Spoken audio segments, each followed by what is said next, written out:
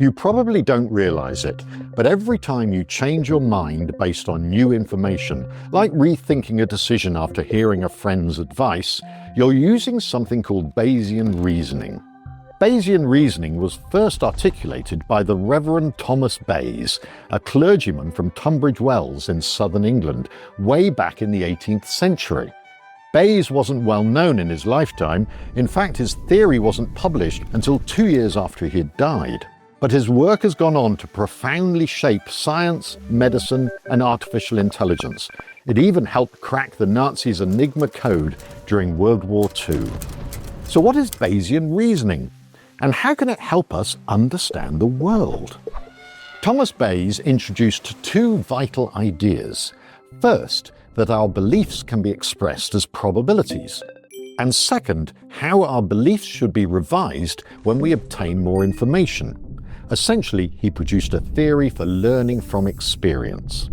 Bayesian analysis can be used in any situation where each new item of information changes our beliefs.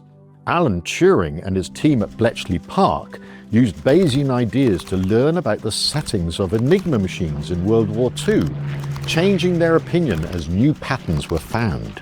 The spam filter on your email account will use Bayesian analysis to change its probability that your email message is spam as each new suspicious feature is detected.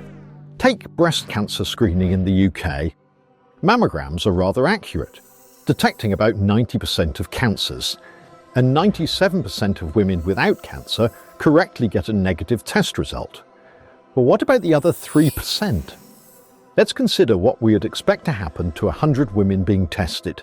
Based on past experience of the rate of breast cancer among women getting mammograms, we would expect 1 out of the 100 to have cancer, and that case is almost certain to be picked up on the mammogram.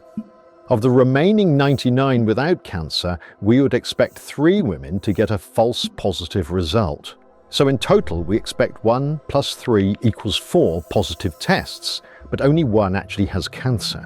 From this perspective, looking only at the women who get a positive result, perhaps the test does not seem so accurate. Around 3 out of 4, or 75% of the women recalled don't have cancer.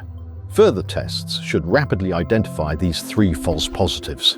This is an example of using Bayesian analysis, since we are taking into account the base rate for the condition. Our prior probability that a random woman being tested has breast cancer is 1%.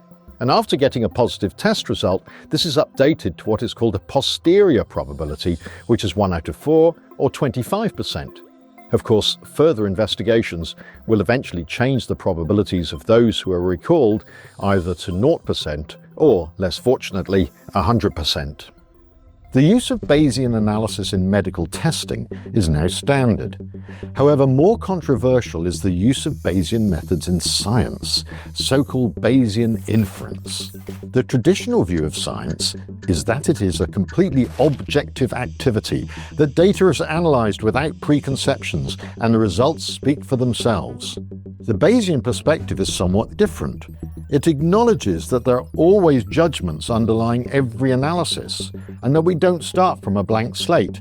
Each set of data adds to our existing knowledge, rather than standing entirely on its own. For example, clinical trials of new drugs are not designed in complete ignorance. There is always some historical evidence available about the potential effectiveness of the new therapy, and expert judgments can be elicited and used to prioritize investigations and produce efficient designs.